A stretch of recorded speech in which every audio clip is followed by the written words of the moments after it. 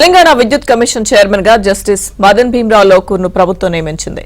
కేసీఆర్ సర్కార్ హయాంలో విద్యుత్ ఒప్పందాలపై ఆయన విచారణ చేయబోతున్నారు. లోకూర్ గతంలో సుప్రీంకోర్టు న్యాయమూర్తిగా పనిచేశారు. 2011లో ఏపీ హైకోర్టు సీజేగాను విధులు నిర్వర్తించారు.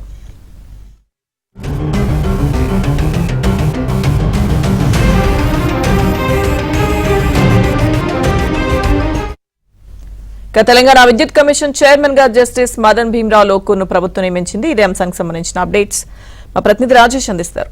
Rajesh, good evening Lakshmi Durga. మొత్తానికి 10 ఏళ్ల పాటు బీఆర్ఎస్ ప్రభుత్వం పరిపాలించినటువంటి సందర్భంలో జరిగినటువంటి అవినీతి అక్రమాలపైన కాంగ్రెస్ ప్రభుత్వం అధికారంలోకి వచ్చిన తర్వాత కొన్ని కమిషన్లు ఏర్పాటు చేసింది. అందులో ప్రధానంగా కాళేశ్వరం కమిషన్ తో పాటుగా విద్యుత్ కమిషన్. కాళేశ్వరం కమిషన్ కు సంబంధించిన అంశంలో ఇప్పటికే విచారణ జరుగుతూ ఉంది. ఇక విద్యుత్ కమిషన్ సంబంధించిన అంశంలో అప్పట్లో ఛత్తీస్గఢ్ విద్యుత్ కొనుగోలు ఒప్పందంలో బీఆర్ఎస్ ప్రభుత్వం అవినీతి అక్రమాలకు తెరలేపింది. దాదాపు 89,000 కోట్లు అందులో చేతులు ఆడినట్లు, అక్రమాలకు గురైనట్లు కాంగ్రెస్ ప్రభుత్వం ప్రధానంగా ఆరోపణ చేసింది. సో ఈ నేపథ్యంలో జస్టిస్ రెడ్డికి సంబంధించిన ఒక కమిటీని ఏర్పాటు చేసింది. ఆ కమిటీ సరిగా లేదంటూ మాజీ ముఖ్యమంత్రి కేసీఆర్ సుప్రీంకోర్టును ఆశ్రయించారు.